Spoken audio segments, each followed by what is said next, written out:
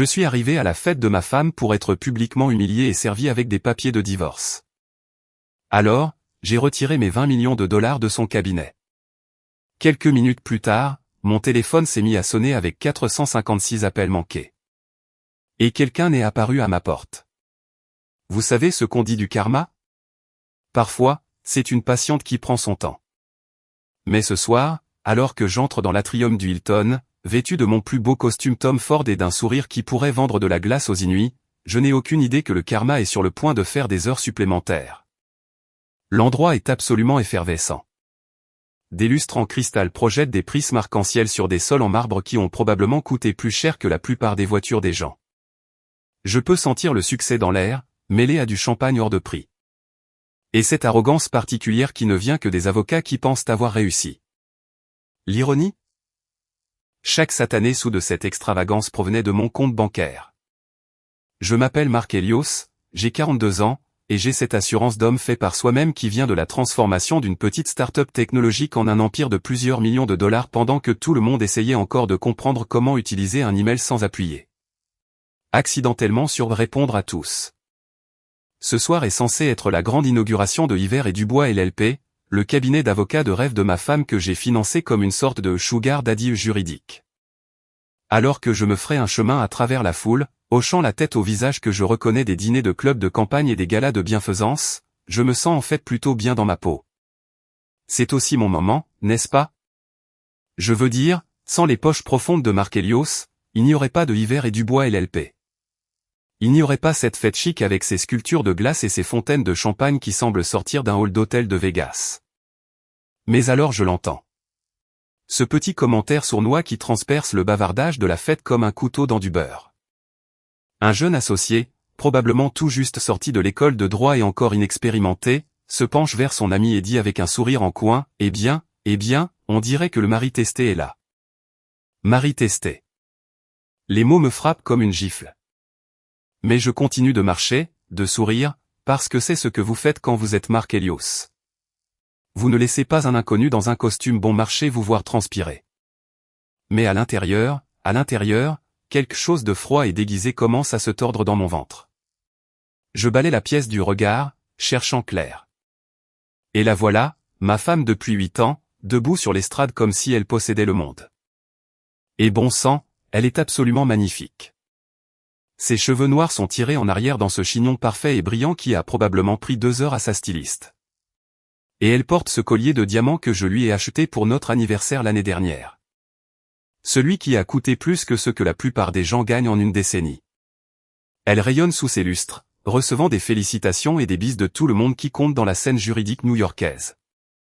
Le juge Robert Hiver, son père est l'un des hommes les plus puissants du système judiciaire de la ville, rayonne de fierté depuis son siège au premier rang.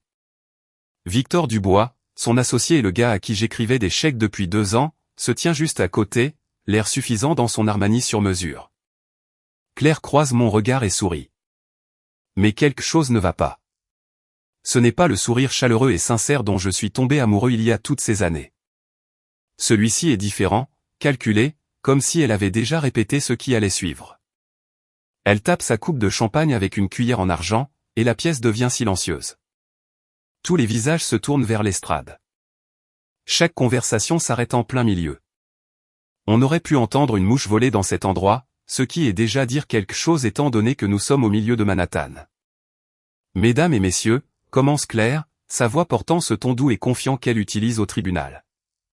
Merci à tous d'être venus ce soir célébrer le lancement de Hiver et Dubois LLP. Ce cabinet représente tout ce pour quoi j'ai travaillé, tout ce dont j'ai rêvé depuis que j'étais une petite fille assise dans le tribunal de mon père. La foule murmure avec reconnaissance. Quelqu'un crie, bravo, et lève son verre. Mais alors Claire fait quelque chose qui me glace le sang. Elle fouille dans sa pochette, le même sac Chanel que je lui ai acheté pour Noël, et en sort une enveloppe en papier craft. Simple, anodine, le genre d'enveloppe qui pourrait contenir n'importe quoi, des documents fiscaux aux coupons de réduction. Cependant, poursuit-elle, et je jure que la température dans la pièce baisse d'environ 10 degrés Celsius, avant d'ouvrir officiellement nos portes pour rendre justice dans cette ville, j'ai une affaire à régler. Elle descend de l'estrade, ses talons claquant sur le sol en marbre comme un compte à rebours. Chaque pas la rapproche de l'endroit où je me tiens, et chaque pas fait que ce sentiment de froid dans mon estomac se propage un peu plus loin. La foule se sépare comme la mer Rouge à son approche. Je peux sentir des centaines d'yeux sur moi. Je peux entendre les chuchotements commencer à bourdonner dans la pièce comme des guêpes en colère.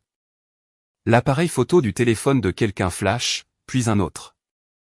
Claire s'arrête juste devant moi, assez près pour que je puisse sentir son parfum, le même Chanel numéro 5 qu'elle porte depuis notre deuxième rendez-vous. Elle sourit toujours, mais maintenant je peux voir ce qu'est vraiment ce sourire. Ce n'est pas de l'amour, ni de la gratitude, ni même une simple décence humaine. C'est de la pitié mêlée à quelque chose qui ressemble étrangement à de la satisfaction. « Marc », dit-elle assez fort pour que toute la pièce l'entende.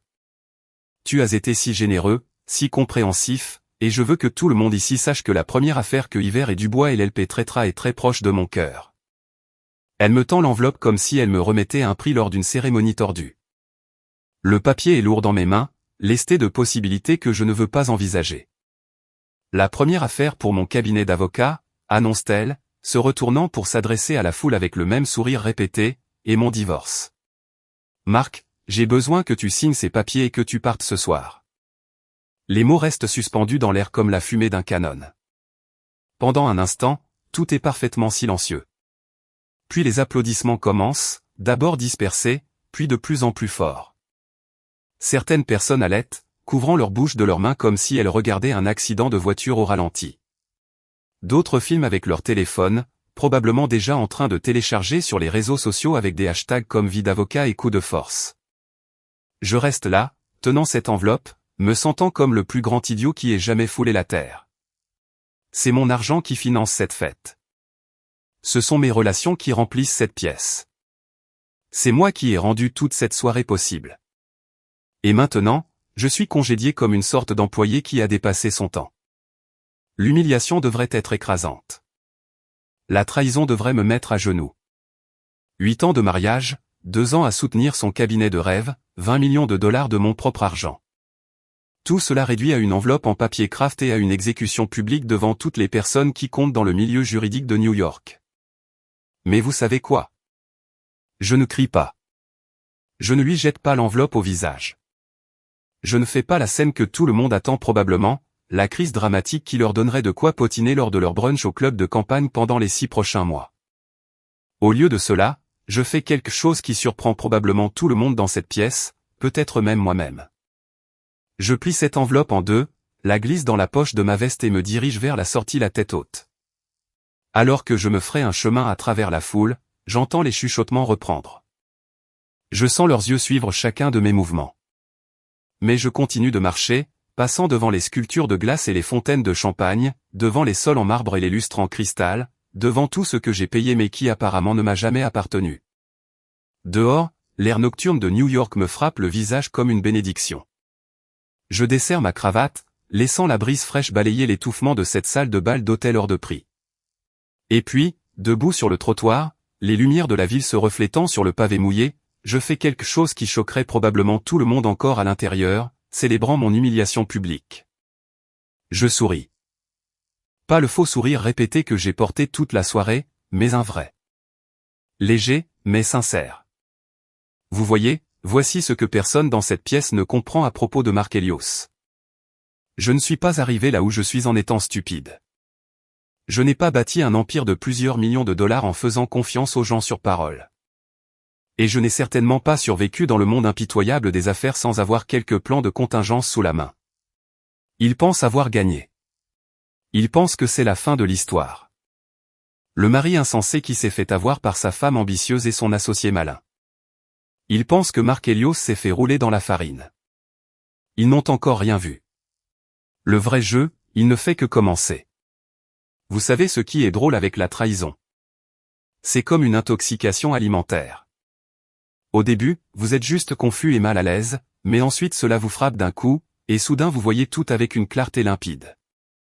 Au moment où je retourne à mon appartement de l'Upper East Side, cette clarté me brûle comme de l'acide.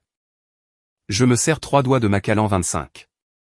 Le bon truc que je garde pour les occasions spéciales, même si je suis presque sûr qu'un divorce public à la fête de lancement du cabinet de votre femme se qualifie de spécial de la manière la plus tordue possible. Le liquide ambré brûle en descendant, mais ce n'est rien comparé au feu qui s'est accumulé dans ma poitrine depuis que j'ai quitté ce cirque. Mon appartement est différent maintenant, plus calme. Toutes ces petites touches qui criaient le couple marié et réussi. Les coussins assortis que Claire avait tant insisté pour avoir, les photos de mariage dans leur cadre coûteux. L'art abstrait qu'elle avait choisi parce que c'était des pièces d'investissement. Maintenant, ils ressemblent juste à des accessoires d'une pièce de théâtre dont j'ignorais être le personnage principal. Mais je ne suis pas là pour une fête de la pitié. J'ai du travail à faire. Je me dirige directement vers mon bureau, passant devant les fenêtres du sol au plafond qui offrent une vue à $1 million sur Central Park. La plupart des gens pensent que la vue est ce qui rend cette pièce spéciale, mais ils auraient tort. La vraie magie se trouve derrière l'étagère sur mesure où un panneau caché révèle mon coffre-fort privé. Ce n'est pas un petit coffre-fort d'hôtel où vous rangez votre passeport et quelques centaines de dollars. C'est un vrai coffre-fort. Ignifugé, étanche et assez grand pour contenir tout ce qui compte vraiment. Je compose le code et la lourde porte s'ouvre avec un clic satisfaisant. À l'intérieur, organisé avec une précision obsessionnelle qui ferait pleurer de joie un banquier suisse, se trouvent mes actifs principaux, pas des actions, des obligations ou des portefeuilles de crypto-monnaies. Ceux-là sont pour les amateurs. Non, ce sont les documents qui séparent les joueurs des jouets, les chasseurs des chassés. Je sors le premier classeur, épais comme un annuaire téléphonique et étiqueté de ma propre écriture. Hiver et Dubois LLP. Structure financière. Chaque page raconte une histoire. Et quelle histoire? Voici ce que Claire et son associé suffisant, Victor, n'ont pas compris à propos de Mark Elios.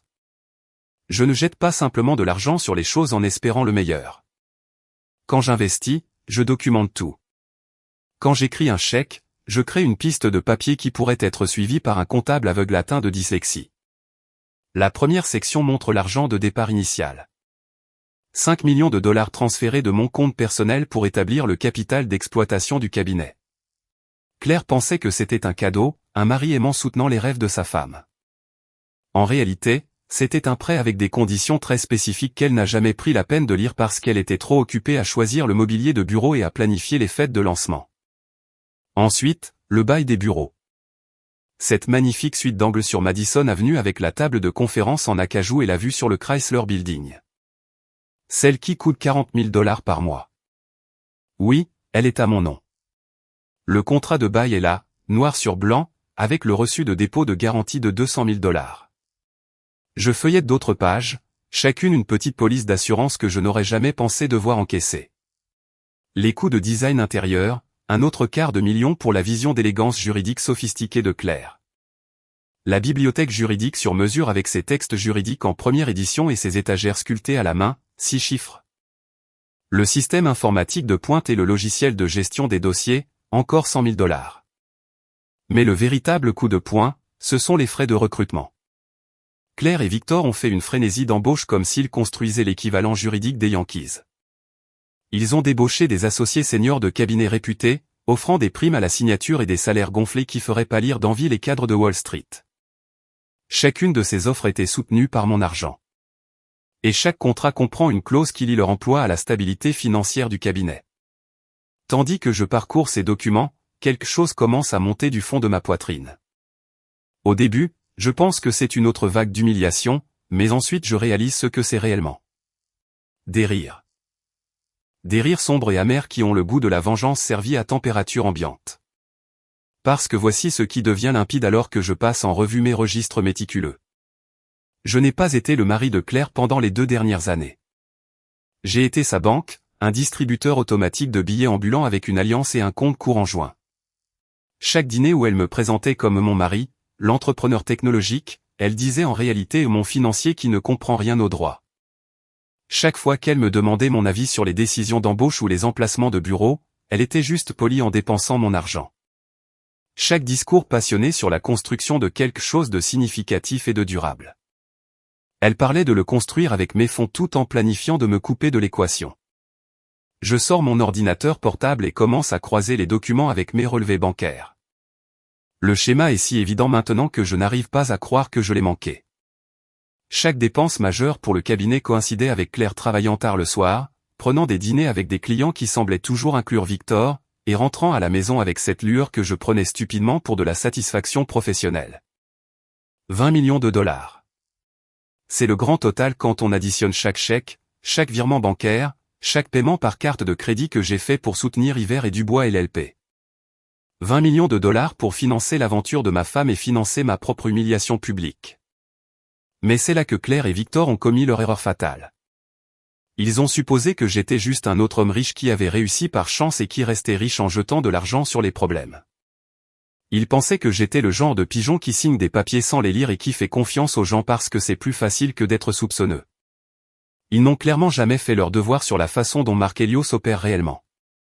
Chacune de ces transactions a été structurée comme un investissement commercial, et non comme un cadeau matrimonial. Chaque contrat comprend des clauses de performance, des mesures de responsabilisation et, surtout, des stratégies de sortie. Claire n'a jamais lu les petits caractères parce qu'elle était trop occupée à planifier ses grands débuts en tant que nouveau couple juridique le plus en vogue de New York. Je ferme le classeur et prends le suivant. Structure d'entreprise et accord de partenariat silencieux. C'est là que les choses deviennent vraiment intéressantes. Vous voyez, lorsque vous investissez 20 millions de dollars dans un cabinet d'avocats en démarrage, même celui dirigé par votre femme aimante, vous ne vous contentez pas d'écrire des chèques et d'espérer le meilleur.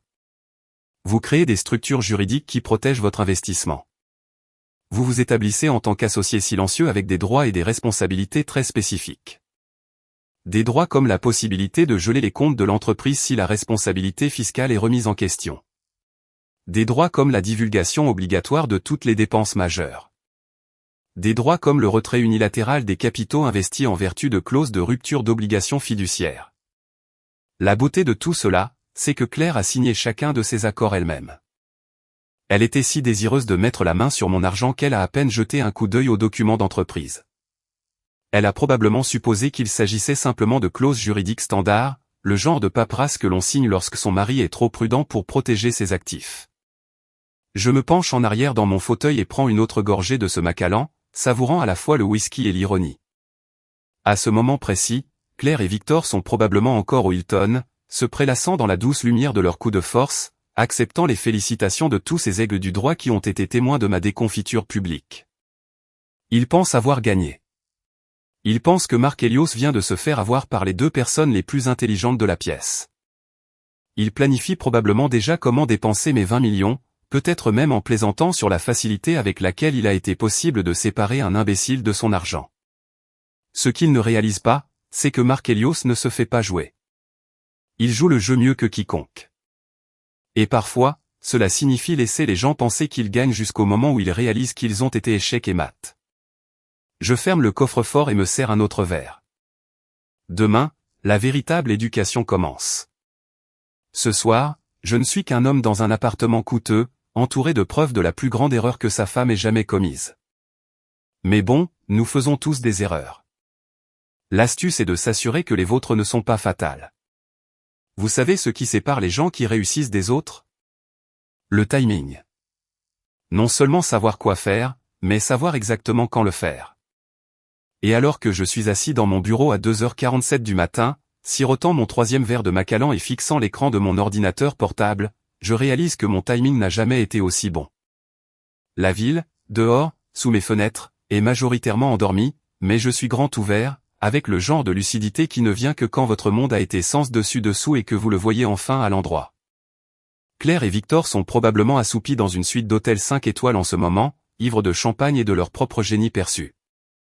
Ils pensent avoir réussi le coup du siècle, volant 20 millions de dollars et un cabinet d'avocats à Mark Helios tout en le faisant passer pour un imbécile devant la moitié de l'establishment juridique de New York. Ce qu'ils ne savent pas, c'est que Mark Helios ne dort pas quand il y a du travail à faire. Et ce soir, il y a définitivement du travail à faire. Je me craque les jointures et ouvre mon ordinateur portable, la lueur bleue de l'écran se reflétant sur le verre de whisky vide à côté de moi. Première étape, le portail bancaire en ligne du cabinet. Claire suppose probablement que je n'y ai plus accès. Peut-être même a-t-elle changé les mots de passe dans une tentative amateur de sécurité numérique. Elle a toujours été trop confiante, trop désireuse de croire que les gens sont exactement ce qu'ils semblent être en surface. Mais voici le truc quand on est celui qui a financé toute l'opération. On s'assure de toujours avoir un moyen d'entrée. Ces identifiants que j'ai mémorisés lorsque nous avons configuré les comptes de l'entreprise fonctionnent toujours parfaitement. L'adresse email de secours liée à la récupération de mots de passe. C'est mon compte Gmail personnel, pas celui de Claire. Les questions de sécurité, toutes répondues avec des informations que moi seul connaîtrais. Je suis dans le système en 30 secondes. Et ce que je vois me fait sourire pour la première fois depuis ce désastre au Hilton. Le solde du compte montre exactement ce à quoi je m'attendais. 847 000 $ de capital d'exploitation se trouve tranquillement sur le compte courant principal de l'entreprise.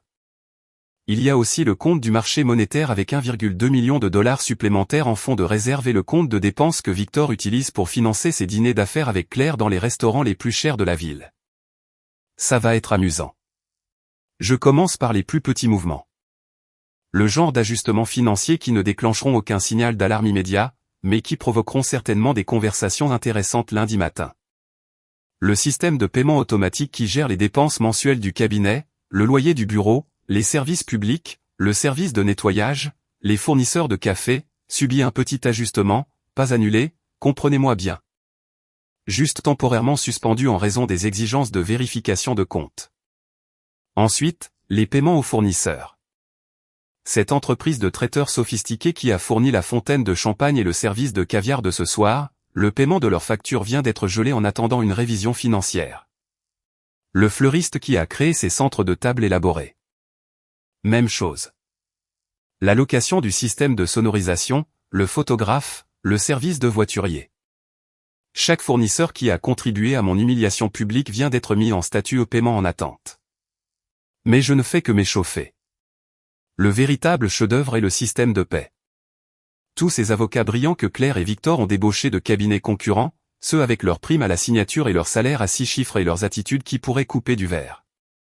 Leurs informations de dépôt direct ont juste rencontré un petit problème technique qui nécessitera une résolution manuelle. Rien de permanent, vous comprenez? Juste un petit accroc temporaire qui pourrait rendre leurs paiements hypothécaires un peu plus intéressants ce mois-ci. Je me penche en arrière dans mon fauteuil et prends une autre gorgée de whisky, savourant la douce brûlure autant que l'élégante simplicité de ce que je fais.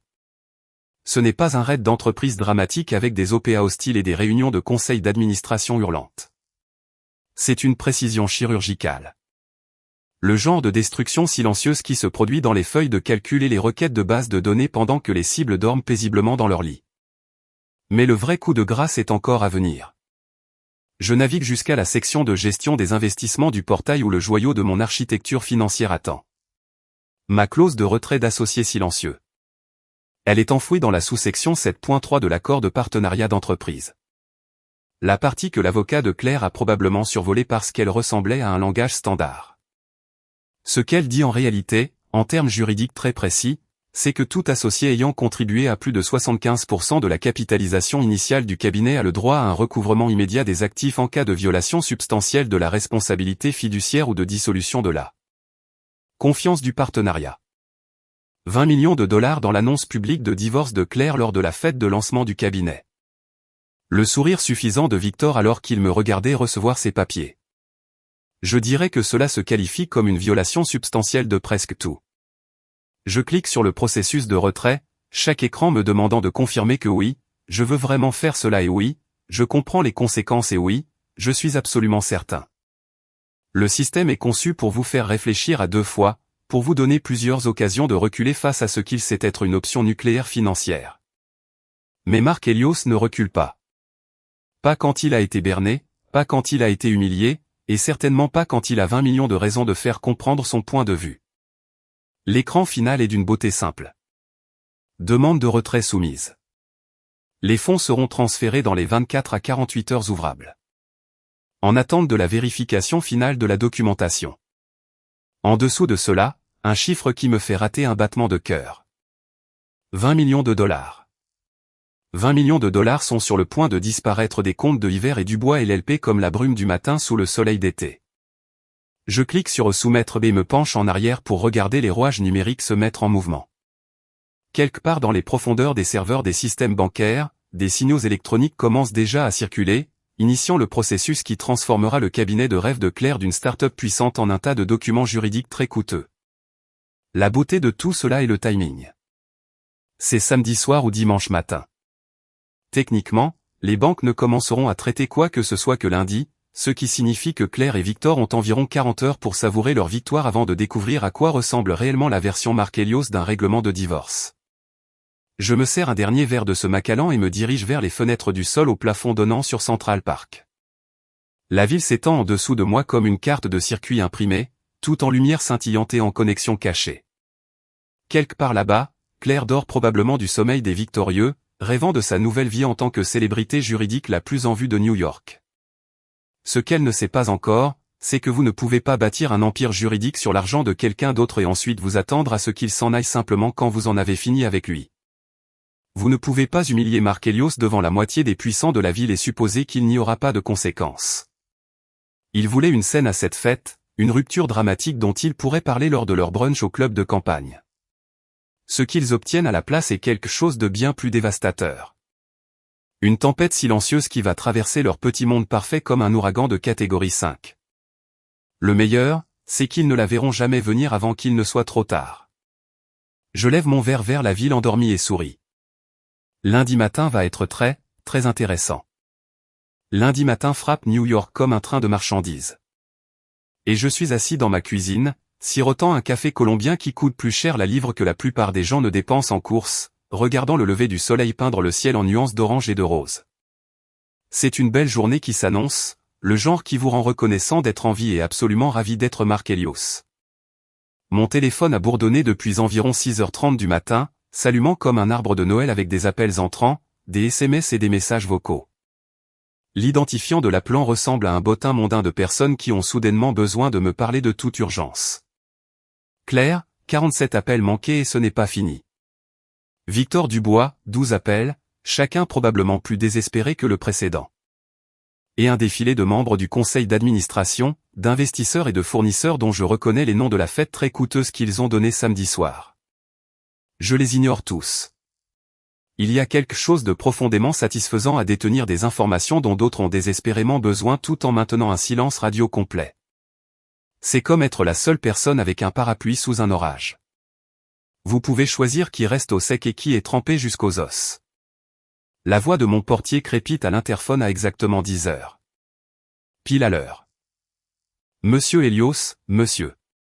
Il y a une jeune femme ici du cabinet d'avocat, dit que c'est urgent. Non, Sophie quelque chose. Sophie Morel, l'assistante de Claire, fraîchement diplômée de l'université et gagnant probablement 30 000 $ par an pour aller chercher du café et gérer les agendas de personnes qui pensent changer le monde. La pauvre enfant n'a probablement aucune idée qu'elle est sur le point de devenir un messager dans la partie d'échecs la plus chère que New York ait vue cette année. Faites-la monter, Franck, dis-je à l'interphone, puis je me rassois dans mon fauteuil en cuir avec ma tasse de café et l'édition matinale du Wall Street Journal. Rien de tel que de lire les désastres financiers des autres tout en orchestrant son propre chef-d'œuvre. On frappe à ma porte exactement 3 minutes plus tard. Doucement, hésitante, le genre de coup qui dit, s'il vous plaît, ne tirez pas sur le messager. Je prends mon temps pour répondre, la laissant mijoter un instant dans le couloir pendant que je termine l'article que je lis sur la volatilité du marché dans les secteurs technologiques émergents. Quand j'ouvre enfin la porte, Sophie Morel a l'air d'être passée au mixeur, réglée sur un cauchemar corporatif. Ses cheveux blonds habituellement parfaits sont tirés en un chignon désordonné. Son maquillage est taché comme si elle avait pleuré ou frotté ses yeux. Et elle serre un dossier en papier craft contre sa poitrine comme une bouée de sauvetage.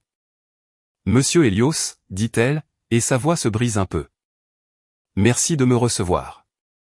Je sais que c'est inhabituel. Sophie. C'est ça. Je m'écarte et lui fais signe d'entrer. L'assistante de Claire. Café. Vous avez l'air d'en avoir besoin. Elle secoue rapidement la tête, trop mal à l'aise pour rester immobile. Je ne peux pas rester longtemps. Le cabinet est. Il y a une situation. Une grosse situation. Je me sers une nouvelle tasse et m'appuie contre le comptoir de la cuisine, la regardant avec le genre d'intérêt léger que l'on accorderait à un artiste de rue particulièrement divertissant. Oh, quel genre de situation? Tout s'effondre. Les mots lui échappent comme de l'eau à travers une digue brisée. Le système de paie a planté ce matin. Personne n'a été payé. Les fournisseurs appellent sans arrêt en disant que leurs paiements ont été rejetés. L'entreprise de traiteurs menace de poursuivre en justice pour les frais de la fête. Même le service de café a été coupé. Savez-vous comment les avocats fonctionnent sans café, monsieur Elios? Je prends une lente gorgée de ma tasse et fais un bruit pensif. Ça a l'air compliqué. Les investisseurs sont furieux, poursuit-elle, arpentant mon entrée comme un animal en cage. Le juge Hiver appelle toutes les heures, exigeant des explications. Victor s'est enfermé dans son bureau et ne veut pas sortir. Et Claire. Elle arrête de marcher et me regarde avec des yeux qui sont définitivement au bord des larmes. Claire dit que ce n'est qu'un problème informatique. Une sorte d'erreur bancaire qui sera résolue d'ici la fin de la journée. Et vous, qu'en pensez-vous, Sophie? Elle se mord la lèvre inférieure, luttant clairement pour savoir si elle doit dire ce qu'elle pense à l'homme qui vient d'être publiquement divorcé par sa patronne. Je pense, dit-elle prudemment, que les problèmes informatiques n'impliquent généralement pas la disparition de 20 millions de dollars des comptes de l'entreprise. Intelligente, plus intelligente que sa patronne, en tout cas. Je ne suis pas un expert financier, lui dis-je en posant ma tasse de café et en me dirigeant vers mon bureau. Mais cela ressemble à plus qu'un simple problème. J'ouvre le tiroir supérieur et en sors une enveloppe crème. Le genre de papeterie coûteuse qui crie affaire sérieuse sans avoir à dire un mot. À l'intérieur se trouvent 3 feuilles de papier légal couvertes de l'écriture précise de mon avocat. Des termes et conditions que Claire va absolument détester, mais qu'elle n'aura d'autre choix que d'envisager. J'ai besoin que vous remettiez ceci à Claire, dis-je, tendant l'enveloppe à Sophie, directement à elle. Ne la donnez pas à Victor. Ne la laissez pas à la réceptionniste. Ne la mettez pas dans sa boîte de réception. Remettez-la personnellement à Claire et dites-lui qu'elle a exactement 24 heures pour répondre. Sophie prend l'enveloppe comme si elle pouvait exploser dans ses mains. Qu'y a-t-il dedans? Une porte de sortie de ce désordre, dis-je simplement. La seule porte de sortie, en fait. Ses yeux sondent mon visage, cherchant probablement un soupçon de miséricorde, de compassion ou de simple décence humaine. Ce qu'elle trouve à la place est le regard froid et calculateur d'un homme qui a fini de jouer. Monsieur Elios, dit-elle doucement. S'agit-il du divorce? Parce que si c'est le cas, peut-être pourrions-nous. Sophie, l'interrompis-je doucement mais fermement. Il ne s'agit pas du divorce. Il s'agit d'affaires. Des affaires d'une valeur de 20 millions de dollars que vos patrons semblent avoir oublié qu'elles appartiennent à quelqu'un. Elle hoche lentement la tête, comprenant enfin qu'elle ne livre pas seulement un message. Elle porte les termes de la capitulation du camp victorieux au camp vaincu. 24 heures, répétai-je. Pas une minute de plus. Et Sophie, assurez-vous que Claire comprenne que c'est la seule offre qu'elle aura. La prochaine conversation ne sera pas aussi agréable. Après son départ, je retourne à la fenêtre de ma cuisine et regarde la ville en dessous. Quelque part dans une tour de verre sur Madison Avenue, Claire vit probablement le pire lundi de sa vie professionnelle. Les appels téléphoniques, les réunions paniquées, la réalisation croissante que le cabinet de ses rêves se transforme en cauchemar plus vite qu'elle ne peut gérer les dégâts. Je me sers une autre tasse de café et vérifie mon téléphone. 53 appels manqués maintenant, plus un SMS de Victor qui dit simplement « Appelle-moi maintenant » en majuscule. Je supprime le message sans le relire et mets mon téléphone en mode silencieux. Le beau côté d'être Mark Elios, c'est que lorsque vous avez toutes les cartes en main, c'est vous qui décidez quand la partie se termine. Et cette partie, elle ne fait que commencer. 24 heures, Claire. Le compte à rebours est lancé. Vendredi matin arrive avec toute la subtilité d'une équipe de démolition. Et je suis devant le miroir de ma salle de bain à 7h30, ajustant une cravate qui coûte plus cher que le loyer de la plupart des gens, tout en me préparant mentalement à ce qui va être la réunion d'affaires la plus satisfaisante de toute ma carrière. L'ensemble du jour est ce que j'appelle le chic exécuteur corporatif. Un costume Tom Ford anthracite qui me va comme s'il avait été cousu directement sur mon corps. Des chaussures en cuir italien qui pourraient probablement financer une petite voiture. Et un sourire qui ferait pâlir un requin. Quand vous êtes sur le point d'entrer dans une pièce pleine d'avocats qui pensent avoir joué aux échecs pendant que vous jouiez aux échecs en 4D, la présentation compte. Le trajet jusqu'à Hiver et Dubois et l'LP prend exactement 14 minutes dans le trafic de Manhattan, ce qui me donne juste assez de temps pour revoir mes notes et savourer l'ironie d'entrer dans un bâtiment dont j'ai personnellement garanti le bail. Le hall d'entrée est le même que lorsque Claire m'a montré l'espace pour la première fois il y a 2 ans. Tout en marbre et laiton et en grandeur aspirante, conçu pour intimider les clients et les inciter à payer des tarifs élevés. Ce qui est différent, c'est l'énergie. Au lieu du bourdonnement confiant d'aigles du droit tournant autour de leur proie, il y a une tension nerveuse dans l'air que l'on pourrait couper avec une assignation à comparaître. La réceptionniste, une jeune femme dont je n'ai jamais pris la peine d'apprendre le nom, me regarde avec des yeux assez grands pour suggérer qu'elle sait exactement pourquoi je suis ici. Monsieur Helios, bégayait-elle, ils vous attendent dans la salle de conférence. Bien sûr qu'ils le sont. Quand Marc Helios programme une réunion à 9 heures, les gens intelligents arrivent tôt et les gens nerveux arrivent encore plus tôt. La montée en ascenseur jusqu'au 42e étage me donne 30 secondes pour apprécier la vue de Manhattan qui s'étend en dessous comme un plateau de jeu que je suis sur le point de réorganiser. Lorsque les portes s'ouvrent, j'entends des voix à travers les murs de verre de la salle de conférence, des chuchotements urgents, et ce qui ressemble à quelqu'un qui répète des arguments de contrôle des dommages. Je pousse les portes en acajou à exactement 9 heures, car la ponctualité est juste une autre forme de pouvoir, et je contemple le carnage qui était autrefois l'équipe de rêve de Claire. La salle de conférence qui a autrefois accueilli des toasts au champagne et des célébrations de victoire ressemble maintenant à une salle de guerre occupée par des personnes qui ont déjà perdu la guerre. Hélène Portier, l'avocate senior que Claire avait débauchée d'un cabinet réputé avec des promesses d'association et de prestige, est assise à l'autre bout de la table, fixant sa tasse de café comme si elle contenait des réponses aux questions qu'elle a peur de poser. Deux jeunes associés dont je n'ai jamais pris la peine d'apprendre les noms sont blottis près de la fenêtre, calculant probablement à quelle vitesse ils peuvent mettre à jour leur profil LinkedIn et commencer à envoyer des CV. Le comptable du cabinet, un petit homme nerveux qui a toujours l'air de s'excuser d'exister, a des feuilles de calcul étalées devant lui comme des feuilles de thé qu'il essaie de lire pour des signes de salut financier. Et puis il y a Claire, assise à la tête de la table dans la même chaise où elle tenait autrefois audience lors des réunions d'associés, l'air de n'avoir pas dormi depuis notre conversation d'il y a 3 nuits. Son apparence habituellement parfaite a été remplacée par le genre de désespoir échevelé qui vient de tenter de maintenir ensemble quelque chose qui est déterminé à s'effondrer. Mais le détail le plus révélateur dans toute la pièce est la chaise vide où Victor Dubois devrait être assis. « Où est votre associé ?» demandai-je, m'installant dans le siège directement en face de Claire avec le genre de confiance décontractée qui dit que j'appartiens ici plus que quiconque dans la pièce. « Victor est indisponible, » dit Claire prudemment. « Il a eu des problèmes personnels depuis lundi. » Problèmes personnels. C'est une façon polie de dire dépression nerveuse causée par la réalisation soudaine qu'il couchait avec la femme de quelqu'un d'autre tout en dépensant l'argent de quelqu'un d'autre.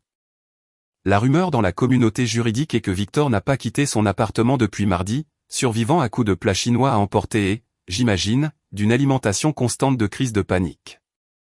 Eh bien, dis-je en ouvrant ma mallette et en sortant un dossier assez épais pour étouffer un cheval. Je suppose que nous devrons procéder sans lui. J'étale les documents sur la table en acajou comme un donneur de cartes, chaque page représentant un clou de plus dans le cercueil de l'empire juridique de Claire. Accord de dissolution de partenariat, formulaire de recouvrement d'actifs, avis de résiliation d'emploi, et une pièce de résistance, une proposition de restructuration qui ferait pleurer de joie Gordon Gekko. Comme vous le savez tous, commençai-je en m'adressant à la pièce avec l'autorité calme qui vient de détenir toutes les cartes, Hiver et Dubois LLP connaît actuellement ce que nous pourrions charitablement appeler un problème de trésorerie. Hélène Portier lève enfin les yeux de sa tasse de café. Monsieur Helios, si cela concerne le retrait de votre investissement, je suis sûr que nous pourrons élaborer une sorte de plan de paiement. Il ne s'agit pas de plan de paiement, Hélène. Il s'agit d'une restructuration fondamentale. Je fais glisser une copie de mes conditions sur la table à chaque personne dans la pièce. Ce sont mes conditions pour la poursuite de l'exploitation de ce cabinet. Le silence qui suit est du genre que l'on trouve dans les services d'urgence juste avant que les médecins n'annoncent de mauvaises nouvelles. Tout le monde lit, mais personne ne parle, probablement parce qu'ils essaient tous de digérer l'ampleur de ce qui le regarde. Vous voulez que Claire démissionne en tant qu'associée gérante. La voix d'Hélène est à peine un murmure. Je veux que Claire démissionne de tout rôle opérationnel dans ce cabinet, corrigez-je. Elle peut conserver un poste d'avocat de conseil, mais elle n'aura aucune autorité décisionnelle, aucun contact avec les clients et aucun accès aux finances du cabinet. Et Victor, demande l'un des jeunes associés. Victor Dubois est licencié immédiatement, sans indemnité de départ, sans référence et avec une clause de non-concurrence qui l'empêchera de pratiquer le droit à New York pendant les 5 prochaines années. Claire prend enfin la parole, sa voix creuse. Marc, tu détruis tout ce que nous avons construit. Tout ce que j'ai construit, la corrigez-je doucement. Pendant que vous jouiez à l'avocate, je dirigeais en fait une entreprise. L'entreprise qui a maintenu cet endroit à flot pendant 2 ans pendant que vous et Victor jouiez à la petite maison avec mon argent. Je me lève et me dirige vers la fenêtre, regardant la ville que Claire pensait autrefois conquérir. Mes 20 millions de dollars seront remboursés en versements structurés sur les 10 prochaines années, avec intérêt. J'assumerai 2 sièges permanents au conseil d'administration, y compris le poste de directeur de la surveillance financière avec droit de veto sur toute dépense dépassant 10 000 dollars. C'est essentiellement une OPA hostile, bégait Hélène. Non. Je me tourne à nouveau vers la pièce. Et pour la première fois depuis le début de tout cela, je leur laisse voir à quel point j'ai aimé regarder leur petit empire s'effondrer. Une OPA hostile, c'est quand quelqu'un vous vole votre entreprise. Ceci est ce qui arrive quand vous mordez la main qui vous nourrit et que vous découvrez qu'elle a des dents très acérées. Les mains de Claire tremblent alors qu'elle prend le stylo que j'ai posé devant elle. Si je signe ça, je ne serai rien de plus qu'une employée dans mon propre cabinet. Votre cabinet ? Je m'approche de la table et me penche pour que mon visage soit au niveau du sien. Claire, ce n'est plus votre cabinet à partir du moment où vous avez décidé de me servir des papiers de divorce lors d'une fête que j'ai payée. Ce que vous regardez maintenant, c'est la version Mark Elios d'une offre de règlement. Elle fixe la ligne de signature pendant ce qui semble une éternité, passant probablement en revue toutes les alternatives dans son esprit. Me combattre au tribunal avec des avocats qu'elle ne peut pas se permettre. Essayer de recommencer ailleurs avec une réputation détruite. Déclarer faillite et regarder 20 ans de carrière juridique s'effondrer. Quand elle signe enfin son nom, le stylo gratte le papier comme des ongles sur un tableau noir. Un par un, les autres associés signent leur copie. Chaque signature est une étape de plus dans ce que l'histoire retiendra probablement comme le coup d'État corporatif le plus efficace de l'histoire juridique de Manhattan. Alors que je range ma mallette, Hélène Portier se racle la gorge. Monsieur Elios, qu'arrive-t-il au reste d'entre nous ? Vous gardez vos emplois, dis-je simplement. Vous gardez vos salaires. Vous gardez vos avantages. La seule chose qui change, c'est que ce cabinet sera désormais dirigé par quelqu'un qui sait réellement comment gérer une entreprise. Je suis presque à la porte quand la voix de Claire m'arrête. Marc, dit-elle, sa voix à peine audible. C'était toujours le plan ? Même depuis le début ? Je me retourne et la regarde une dernière fois. Cette femme avec qui j'ai été marié pendant 8 ans, à qui j'ai fait confiance avec mon argent et mon cœur, que j'ai vu bâtir ses rêves sur les fondations de mon compte bancaire avant qu'elle ne décide qu'elle n'avait plus besoin de ces fondations. Non, Claire, lui dis-je honnêtement, le plan était de vous aimer, de soutenir vos rêves et de vieillir ensemble. Mais les plans changent quand les gens font des choses stupides. Je ferme la porte derrière moi d'un léger clic, laissant derrière moi les débris de l'empire de Claire et la naissance de quelque chose d'entièrement nouveau. Dehors, dans la rue, je sors mon téléphone et compose le numéro de mon comptable. Jacques, c'est Marc. Oui, ça s'est passé exactement comme prévu. Commencez la paperasse pour la restructuration. Et Jacques, assurez-vous que le nouveau papier à en tête porte la mention Elios partenaire juridique. Je pense que ça sonne bien. 2 semaines après avoir fondamentalement atomisé l'empire juridique de mon ex-femme, Claire, je me retrouve devant une maison de ville convertie à Brooklyn qui semble avoir traversé plus de batailles qu'un champ de bataille de la guerre de sécession. La peinture s'écaille, les marches d'entrée sont fissurées, et il y a une échelle de secours qui viole probablement une bonne 17 codes du bâtiment. Mais quelque chose dans cet endroit semble plus réel que tout le marbre et l'acajou avec lesquels j'ai eu affaire dernièrement. C'est ici que la magie opère, apparemment. Phoenix Collective Juridique. Un nom qui ferait rire les avocats d'affaires jusqu'aux larmes, mais qui correspond parfaitement à l'énergie fougueuse qui émane de ce bâtiment comme la chaleur d'une fournaise. Je suis ici parce que mon avocate, Patricia Dupuis, m'a parlé d'opportunités sur les marchés juridiques émergents lors de notre dîner de célébration post-coup la semaine dernière.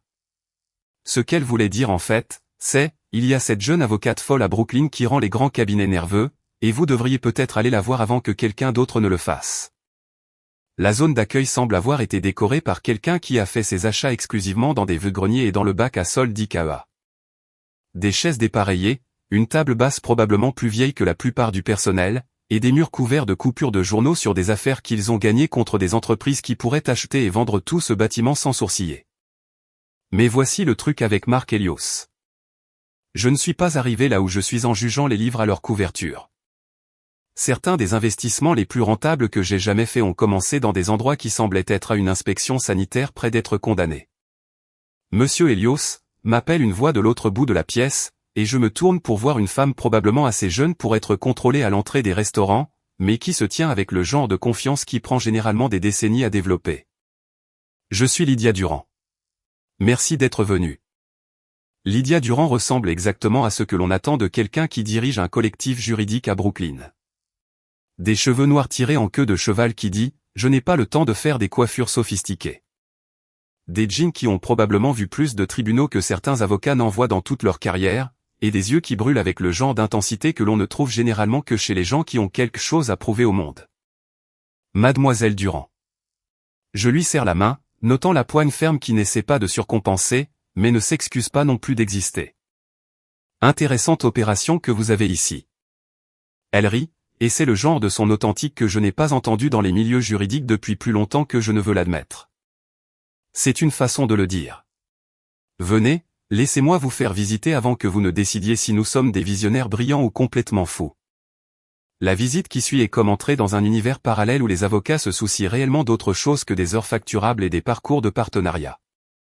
L'espace de bureau est exigu et chaotique, avec des dossiers empilés sur toutes les surfaces disponibles et des tableaux blancs couverts de notes de stratégie qui semblent avoir été écrites par quelqu'un qui planifie une campagne militaire. C'est notre salle de guerre, dit Lydia, désignant une salle de conférence de la taille de l'ancien placard de bureau de Claire. Nous traitons environ 40 affaires à la fois. Expulsions abusives, droit de l'immigration, recours collectif contre des propriétaires qui pensent que le chauffage est facultatif.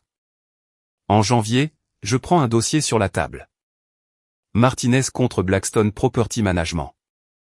Une famille de 5 personnes expulsées de son appartement parce que les pleurs de leur tout petit violaient prétendument la clause de jouissance paisible de leur bail. Le genre d'affaires que les grands cabinets régleraient discrètement pour une valeur de nuisance. Sauf que ces gens se battent jusqu'à la cour d'appel. Quel est votre taux de réussite, demandai-je, sincèrement curieux. Cela dépend de la façon dont vous mesurez le succès, répond Lydia, me conduisant à une autre pièce où 3 avocats qui semblent à peine assez âgés pour voter sont réunis autour d'un écran d'ordinateur. Si vous voulez dire, à quelle fréquence obtenons-nous exactement ce que nos clients demandent? C'est environ 60%.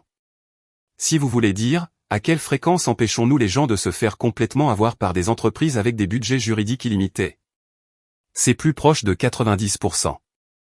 Nous nous arrêtons devant un tableau d'affichage couvert de lettres de remerciement, de coupures de journaux et de ce qui ressemble à un dessin d'enfant dont la famille n'a probablement pas été expulsée grâce au travail que ces gens font.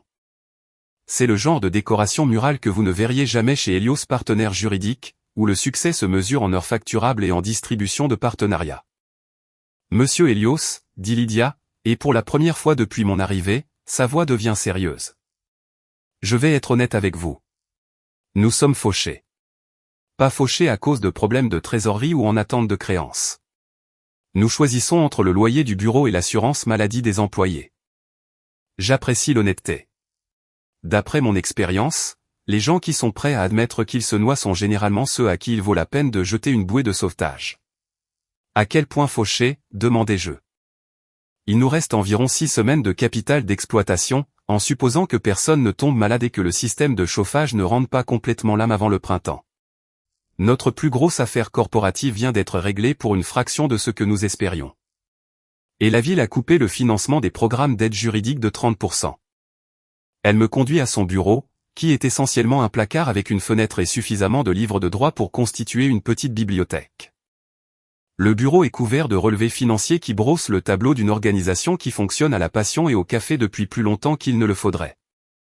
Nous pourrions prendre des clients corporatifs, poursuit-elle, s'installant sur une chaise qui semble provenir d'un vide-grenier des années 70, facturer des tarifs élevés pour des travaux contractuels de routine, peut-être faire de la conformité réglementaire pour des startups technologiques. Mais ce n'est pas pour cela que nous sommes devenus avocats. Pourquoi êtes-vous devenue avocate, demandai-je, parce que quelque chose me dit que la réponse va être rafraîchissante, différente de devenir associé avant 30 ans et acheter une maison dans les Hantons. Parce que le système est truqué, dit-elle simplement.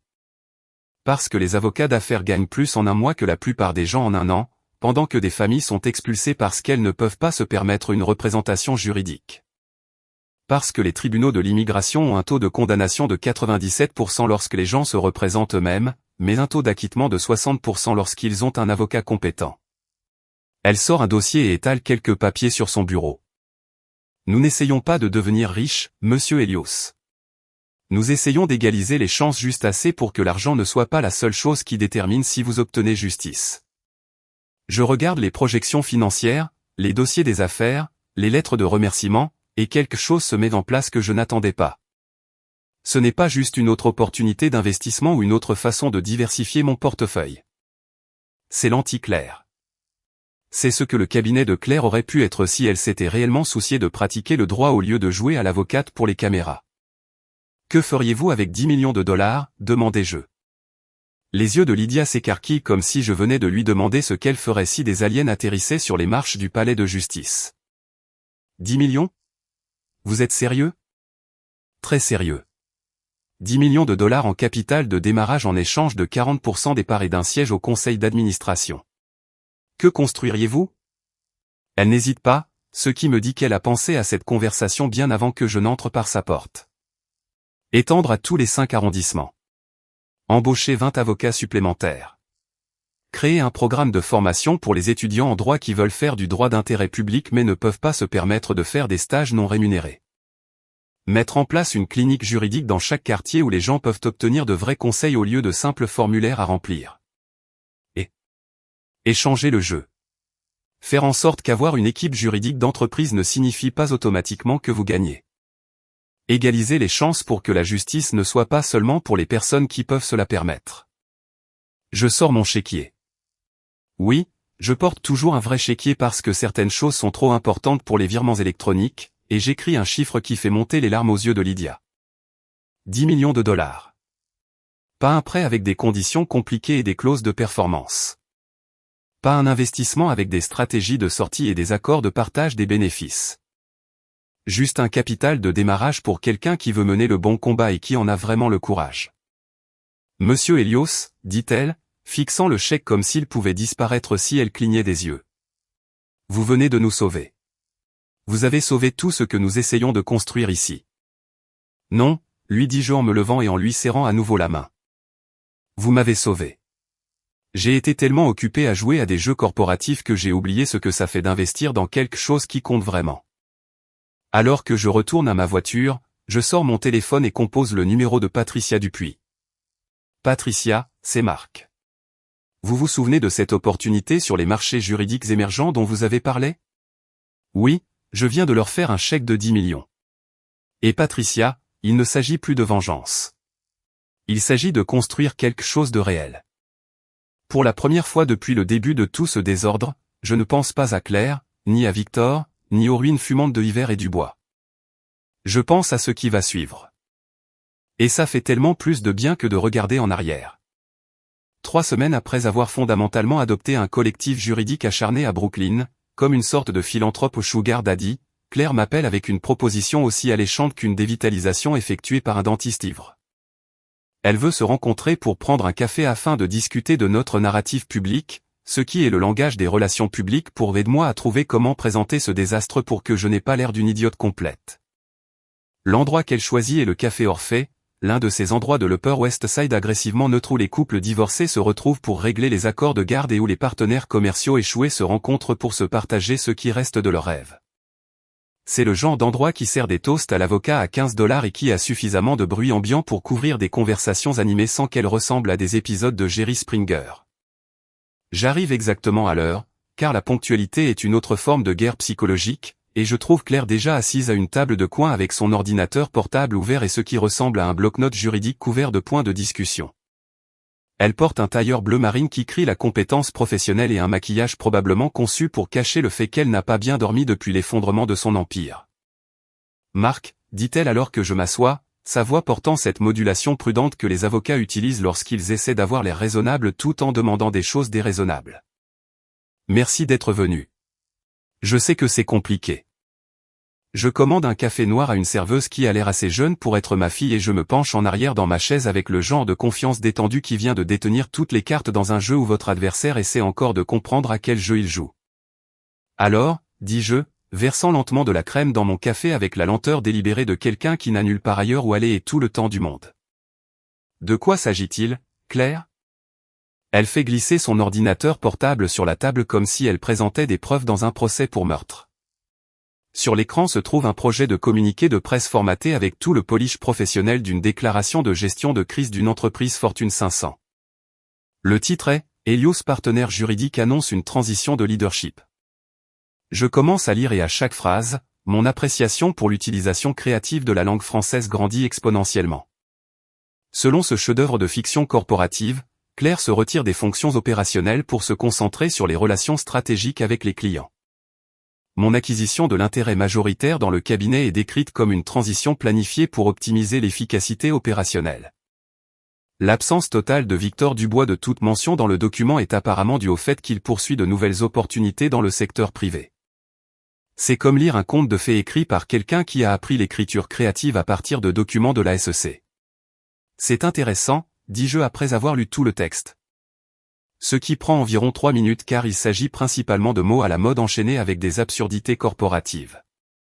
Très créatif. Claire se penche en avant avec le genre d'expression pleine d'espoir qui suggère qu'elle pense réellement que je pourrais croire ce qu'elle raconte. J'ai travaillé avec notre consultant en communication pour élaborer quelque chose qui protège la réputation de chacun tout en expliquant la transition en termes que la communauté juridique peut comprendre. Notre consultant en communication, répétai-je lentement, vous voulez dire le même consultant en communication qui a facturé 20 000 $ à mon entreprise pour planifier une fête de lancement où vous m'avez publiquement divorcé ? Son visage rougit légèrement, mais elle avance comme une avocate déjà engagée dans un mauvais argument. Marc, nous avons tous les deux des réputations à protéger. Cette déclaration nous permet d'aller de l'avant sans dommage inutile à l'une ou l'autre de nos réputations professionnelles. Je ferme l'ordinateur portable et le fais glisser sur la table. Claire, cela ressemble à ce qu'un politicien publierait après s'être fait prendre à détourner des fonds de campagne.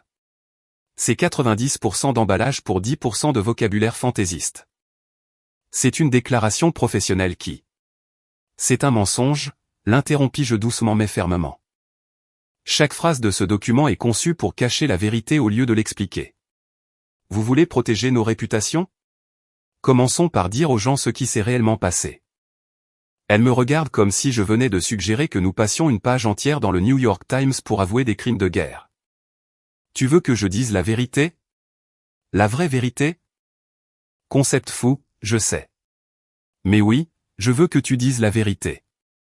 Pendant les 2 heures suivantes, nous restons assis dans ce café, réécrivant le conte de fées de Claire en quelque chose qui ressemble à du véritable journalisme.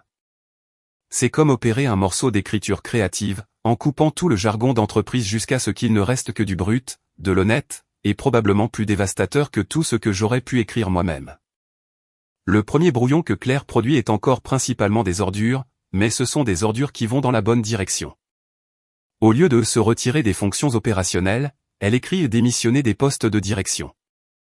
Au lieu de transition planifiée, elle admet une restructuration financière suite au retrait d'un investissement majeur. Mais ce n'est toujours pas suffisant. Réessayez, lui dis-je, en lui rendant son ordinateur portable après avoir supprimé la moitié de ce qu'elle avait écrit. Cette fois, faites comme si vous l'expliquiez à votre père. Le juge Hiver ne parle pas le jargon d'entreprise, Claire. Il parle des faits. La mention de son père fait l'effet d'une gifle. Le juge Robert Hiver est un magistrat de la vieille école, le genre d'homme qui croit que les mots doivent signifier ce qu'ils disent et dire ce qu'ils signifient. C'est aussi le genre de père qui a élevé sa fille à croire que l'intégrité compte plus que les apparences, ce qui rend la situation actuelle de Claire particulièrement douloureuse. Elle se remet à taper, et cette fois, les mots qui sortent sont plus vifs, plus clairs, plus honnêtes. Au lieu de se cacher derrière la voix passive et les euphémismes corporatifs, elle commence à assumer la responsabilité des décisions qui ont eu des conséquences. Marc Helios a fourni les fondations financières qui ont rendu Hiver et Dubois LLP possible, écrit-elle. Mes choix personnels ont mis en péril cet investissement et ont endommagé la relation professionnelle sur laquelle le cabinet a été construit. Ça s'améliore, mais ce n'est toujours pas toute la vérité. Et Victor, demandai-je. Elle arrête de taper et fixe l'écran un long moment. Et lui ? Allez-vous mentionner que vous aviez une liaison avec votre associé tout en utilisant l'argent de votre mari pour financer à la fois votre cabinet et votre relation ? Ou allons-nous prétendre que ce n'est pas pertinent pour l'histoire? La question reste suspendue dans l'air entre nous comme la fumée d'un canon. Les mains de Claire planent au-dessus du clavier, passant probablement en revue toutes les façons dont elle pourrait formuler cette vérité particulière sans détruire complètement ce qui reste de sa réputation professionnelle. J'ai fait des choix personnels qui ont compromis mon jugement professionnel, tape-t-elle finalement. Ces choix ont conduit à des décisions qui étaient injustes envers mes investisseurs et dommageables pour la stabilité financière du cabinet. C'est toujours du jargon d'entreprise, mais c'est du jargon d'entreprise qui reconnaît la réalité au lieu d'essayer de prétendre qu'elle n'a jamais existé. Nous passons une heure de plus à affiner le langage, éliminant les derniers morceaux de manipulation et de non-sens de relations publiques jusqu'à ce qu'il ne reste quelque chose qui puisse réellement être qualifié d'honnête. Au moment où nous avons terminé, la déclaration de Claire semble avoir été écrite par quelqu'un qui comprend la différence entre accepter la responsabilité et gérer la perception publique. La version finale inclut la reconnaissance que j'ai financé l'ensemble des opérations du cabinet, l'aveu que ces décisions personnelles ont conduit à la crise financière du cabinet. Et une déclaration claire qu'elle se retire de tous les rôles de leadership pour permettre une restructuration appropriée sous une nouvelle direction. Cela va détruire ma réputation, dit-elle, relisant le brouillon final une dernière fois. Votre réputation a été détruite au moment où vous avez décidé d'humilier publiquement l'homme qui a financé toute votre opération, lui dis-je. C'est juste la reconnaissance de ce que tout le monde sait déjà. Elle fixe l'écran un long moment, pesant probablement le coup de l'honnêteté contre le prix d'une tromperie continue. Puis, sans fanfare ni discours dramatique, elle appuie sur planifier et règle la déclaration pour qu'elle soit mise en ligne sur le site web et les comptes de réseaux sociaux du cabinet demain matin à 9 h. Voilà, dit-elle, fermant l'ordinateur portable avec une finalité qui ressemble à un couvercle de cercueil qui se referme. La vérité, telle que demandée. La vérité, telle que requise, la corrigez-je. Cela aurait dû être votre premier instinct, pas votre dernier recours. Alors que je m'apprête à partir, Claire tend la main et touche la mienne un instant. Marc, pour ce que ça vaut, je n'ai jamais voulu que ça se termine comme ça. Je sais, lui dis-je honnêtement. Mais vouloir quelque chose et travailler pour l'obtenir sont deux choses très différentes. Vous vouliez le beurre et l'argent du beurre. Je voulais une femme qui comprenne que le mariage est censé être un partenariat, pas une transaction commerciale. Devant le café, je sors mon téléphone et appelle Patricia Dupuis. Patricia, c'est Marc. Claire publie une déclaration demain matin. Oui, c'est honnête. Non, elle ne va pas aimer la réaction. Et Patricia, assurez-vous que nos gens des médias sont prêts à prendre les appels. Demain va être intéressant. Quelque part au fond de mon esprit, j'entends déjà les téléphones sonner dans les cabinets d'avocats de Manhattan, alors que le réseau de potins juridiques digère la nouvelle que Claire Hiver a admis avoir fait imploser son propre cabinet par une conduite professionnelle spectaculairement inappropriée. Demain matin, la vérité verra enfin le jour. Et après des mois à vivre dans la fantaisie soigneusement construite de Claire, cela ressemble à une victoire en soi. Vous savez ce qui est drôle avec la vérité? Elle se propage plus vite que les ragots et frappe plus fort qu'un train de marchandises transportant des procès. La déclaration de Claire est mise en ligne à exactement 9 h un mardi matin. Et à 9 h 15, mon téléphone bourdonne comme un nid de frelons en colère avec des appels de journalistes, d'avocats et probablement de la moitié de l'establishment juridique de Manhattan qui veulent soudainement tout savoir sur Mark Elios. Je suis assis dans mon appartement, sirotant ma deuxième tasse de café colombien et regardant le lever du soleil peindre Central Park en nuances d'or et de possibilités, lorsque le premier appel arrive. Il vient de Legal Times, puis d'Above the Law, puis de quelque chose appelé Manhattan Law Weekly dont je suis presque sûr qu'il n'existait pas hier, mais qui a apparemment des opinions très fortes sur la restructuration d'entreprises dans les cabinets de niche. Le meilleur, c'est que je ne réponds à aucun d'eux. Au lieu de cela, je me sers une autre tasse de café et m'installe pour regarder le feu de forêt numérique se propager sur les réseaux sociaux comme de l'essence renversée rencontrant une cigarette allumée. LinkedIn explose de réflexions de lawyers qui veulent que tout le monde sache qu'ils avaient vu ça venir depuis le début. Twitter devient un champ de bataille entre ceux qui pensent que Claire a eu ce qu'elle méritait et ceux qui pensent que je suis une sorte de monstre corporatif pour avoir retiré mon propre argent d'une entreprise dirigée par des gens qui m'ont trahi. À midi, l'histoire a fait la une du New York Law Journal avec un titre qui dit « Le divorce public d'un couple puissant révèle la crise financière d'un cabinet d'avocats ». L'article inclut des citations de sources proches de la situation qui ont apparemment une connaissance très détaillée de mes finances personnelles et des opinions très tranchées sur mon caractère. Mais voici le truc avec Mark Helios. Quand on a déjà gagné la guerre, regarder les gens se disputer sur les tactiques de bataille n'est que du divertissement. Le vrai plaisir commence vers 14 heures, lorsque ma boîte de réception commence à se remplir d'opportunités qui auraient semblé impossibles il y a seulement 6 mois. La faculté de droit de Columbia veut que je donne une conférence invitée sur la finance entrepreneuriale dans les startups juridiques. L'association du barreau de l'État de New York me demande si je serais intéressé à siéger à leur comité d'éthique, ce qui est soit ironique, soit parfaitement approprié, selon votre perspective. 3 organisations à but non lucratif différentes veulent discuter de partenariats potentiels, et quelqu'un du bureau du maire me demande si j'envisagerais de rejoindre un conseil consultatif sur le développement des petites entreprises. C'est comme regarder votre réputation se reconstruire en temps réel, sauf que cette fois, elle est construite sur des fondations d'honnêteté au lieu de relations publiques soigneusement gérées. L'appel le plus intéressant vient du docteur Camille Roussel de l'école de commerce de NYU, qui veut savoir si je serais prêt à participer à une étude de cas sur la responsabilité financière dans les partenariats de services professionnels. Apparemment, mon démantèlement systématique de l'empire de Claire est enseigné comme un exemple de la façon de protéger les intérêts d'investissement lorsque les relations personnelles tournent mal. Je suis célèbre, mais pour toutes les bonnes raisons cette fois. Vers 16 heures, je décide d'échapper au chaos et de me promener dans Central Park. C'est un de ces parfaits après-midi d'octobre où les feuilles commencent juste à prendre des couleurs et l'air a cette qualité fraîche qui vous rend reconnaissant d'être en vie à New York. Je marche devant le jardin Shakespeare, ne pensant à rien de plus compliqué que de savoir si je dois dîner dans ce restaurant italien que j'aime bien, lorsque mon téléphone vibre avec un SMS de Patricia Dupuis. Victor Dubois vient de poster sur LinkedIn. Vous devriez probablement voir ça. Je trouve un banc et ouvre le profil de Victor, qui présente maintenant un long message qui ressemble à une note de suicide écrite par quelqu'un qui a appris l'écriture créative à partir de documents juridiques d'entreprise. Il prend apparemment du temps pour réévaluer ses priorités de carrière et explorer des opportunités en dehors du cadre juridique traditionnel. C'est le genre de langage que les gens utilisent lorsqu'ils sont au chômage mais trop fiers pour l'admettre. La section des commentaires est un bain de sang d'anciens collègues offrant une sympathie creuse tout en mettant probablement à jour leur liste de contacts pour supprimer ces informations. C'est une mort professionnelle par 1000 coupures. Et j'aurais presque pitié de lui s'il n'avait pas passé 2 ans à coucher avec ma femme tout en dépensant mon argent. Au moment où je rentre chez moi, j'ai 17 messages vocaux en attente, dont un du juge Robert Hiver qui dit simplement « Marc, appelle-moi quand tu auras le temps. Nous devrions parler. » Le père de Claire a toujours été franc.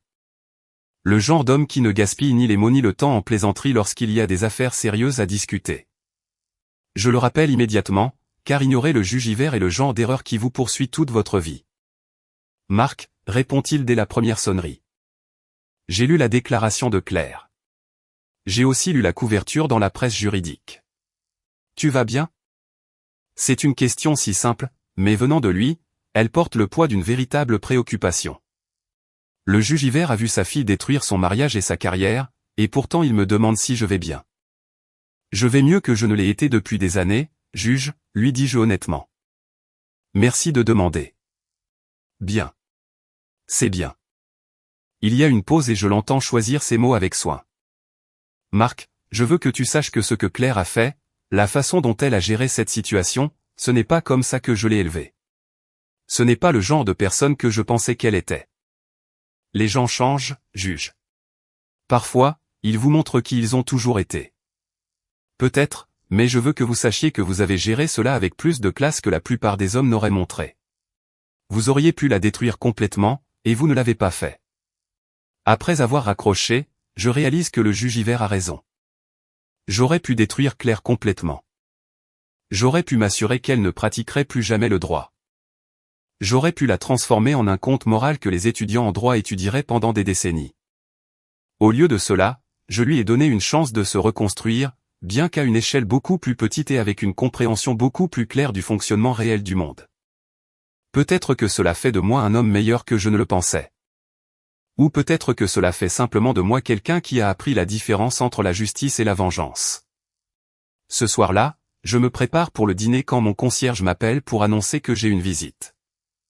Docteur Camille Roussel de la faculté de droit de Columbia, monsieur, elle dit qu'elle a un rendez-vous. Je ne me souviens pas d'avoir programmé de rendez-vous, mais quelque chose dans le nom me semble familier. Il me faut un instant pour le situer. c'est la professeure d'éthique qui a été citée dans l'un des articles sur la déclaration de Claire, parlant de la responsabilité fiduciaire dans les partenariats professionnels. Docteur. Camille Roussel s'avère être une femme d'une quarantaine d'années avec le genre d'intelligence vive qui transparaît dans tout, de sa poignée de main à la façon dont elle regarde autour de mon appartement comme si elle cataloguait les détails pour une référence future. Elle porte un jean et un sweatshirt Columbia, ce qui suggère que ce n'est pas un appel professionnel formel. Monsieur Elios, dit-elle, s'installant dans la chaise en face de mon canapé comme si elle y appartenait. J'espère que vous ne dérange pas la visite impromptue. J'étais dans le quartier et j'ai suivi votre situation avec grand intérêt. Intérêt académique, demandai-je, versant 2 verres de vin car quelque chose me dit que cette conversation va nécessiter de l'alcool. Professionnel et personnel, admet-elle. Ce que vous avez fait à Hiver et Dubois. La façon dont vous avez structuré votre retrait, les mécanismes juridiques que vous avez utilisés pour protéger votre investissement. C'est brillant. Éthiquement irréprochable, légalement inattaquable et plus élégant que tout ce que j'ai vu en 20 ans d'études de la responsabilité des entreprises. Nous parlons pendant 3 heures de tout, de l'éthique des affaires à l'avenir de l'éducation juridique. Et au moment où elle part, je réalise 2 choses. Premièrement, que je n'ai pas eu une conversation aussi intellectuellement stimulante depuis avant que Claire et moi ne nous marions. Et deuxièmement, que Dr.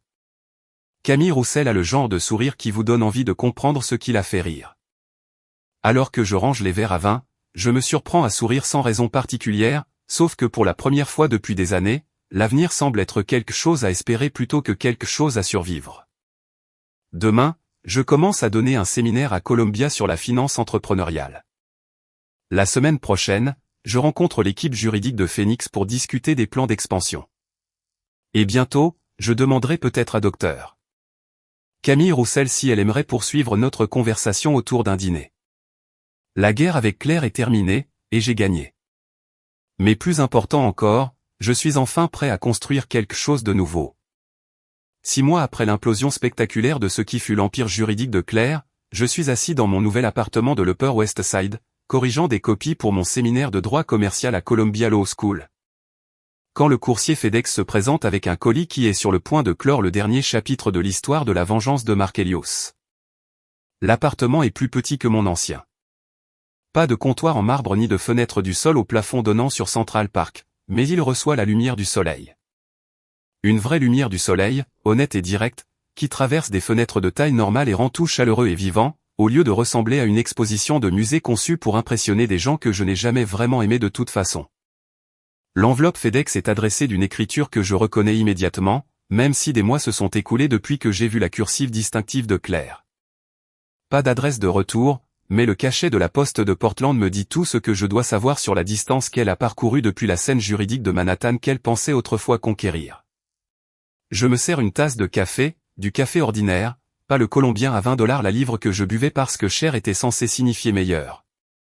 Et m'installe dans le fauteuil de lecture que j'ai acheté dans un magasin de meubles du Queens au lieu d'un showroom de boutique où l'on vous fait payer un supplément pour le privilège d'être condescendu par des designers d'intérieur. La lettre à l'intérieur est écrite sur du papier blanc uni, le genre que l'on peut acheter dans n'importe quelle pharmacie, et elle ne fait qu'une page.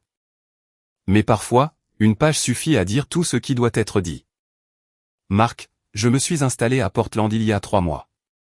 Je sais que cela ne te surprend probablement pas. Tout le monde dans la communauté juridique de New York sait maintenant que Claire Hiver est persona non grata à l'est de l'Hudson River. Je travaille maintenant dans une clinique à but non lucratif, aidant les gens qui ne peuvent pas se permettre des avocats. Je navigue dans les dossiers d'immigration et les litiges de logement. Le salaire est terrible. Le bureau est dans un centre commercial entre un salon de manucure et un service de préparation de déclaration de revenus. Et je n'ai jamais été aussi heureuse d'aller travailler le matin. Je comprends maintenant ce que tu as essayé de me dire cette nuit-là dans ton appartement.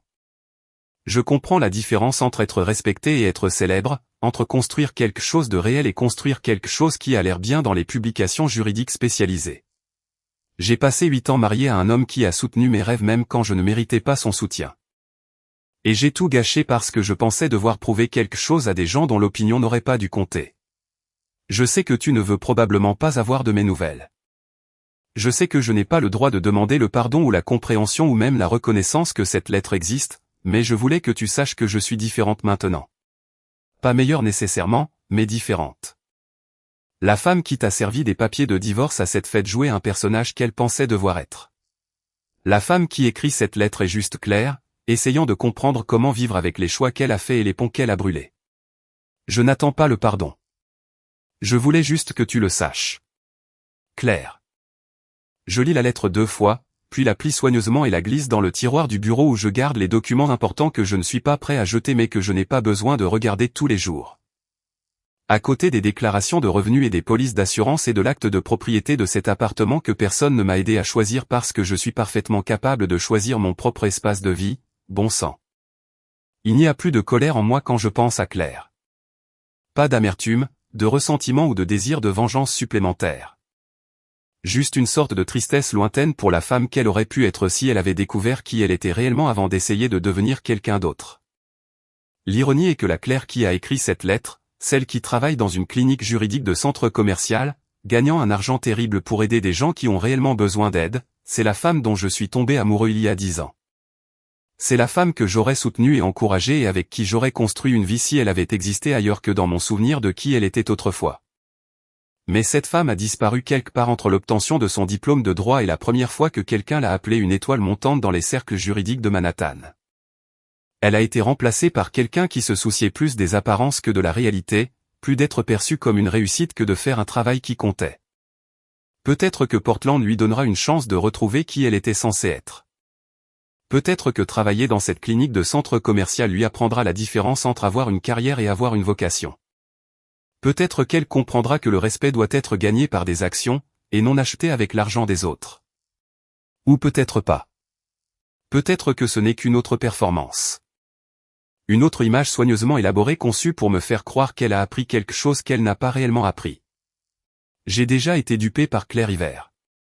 Et la sagesse populaire dit que je ne devrais pas faire confiance à tout ce qu'elle dit, écrit ou prétend croire. Mais voici le truc avec Mark Elios. Je n'ai pas à déterminer si l'arc de rédemption de Claire est réel ou faux. C'est son problème à résoudre, pas le mien. Mon téléphone vibre avec un message de Camille Roussel. Docteur. Camille Roussel, qui s'est avérée être aussi brillante, drôle et réellement intéressante qu'elle l'avait semblé la première nuit où elle est apparue à ma porte sans préavis. Nous sortons ensemble depuis 3 mois maintenant, si on peut appeler ça sortir ensemble quand 2 professionnels d'âge moyen dînent entre leurs horaires d'enseignement et discutent de droit constitutionnel autour d'un verre de vin comme si c'était la chose la plus naturelle du monde. Dîner à 19h. Ce nouveau restaurant éthiopien dans le village. Je réponds par SMS, parfait. Je viens de finir de corriger des copies. Prêt pour de la nourriture qui ne vient pas avec des plaintes d'étudiants sur les courbes de notation. Apporte le bon vin. J'ai des nouvelles sur l'expansion de Phoenix Legal. Le collectif juridique Phoenix a été le meilleur investissement que j'ai fait depuis des années, et pas seulement financièrement. Lydia Durand et son équipe ont ouvert 3 nouveaux bureaux dans la ville, embauché 47 nouveaux avocats, et gagné des affaires qui rendent les départements juridiques des entreprises réellement nerveux à l'idée de traiter les personnes pauvres comme des jetables. Le mois dernier, ils ont convaincu un juge fédéral de certifier un recours collectif contre l'une des plus grandes sociétés de gestion immobilière de New York. Représentant plus de 2000 locataires qui ont été illégalement facturés pour des frais que personne n'a pris la peine d'expliquer ou de justifier. Le règlement va se chiffrer en 8 chiffres et chaque centime revient à des personnes qui ont réellement besoin de l'argent au lieu d'avocats qui en ont déjà trop. C'est à cela que ressemble la victoire quand vous construisez quelque chose au lieu de détruire quelque chose. Quand vous créez de la valeur au lieu de simplement redistribuer la richesse de personnes qui vous ont fait confiance à des personnes qui vous ont trahi.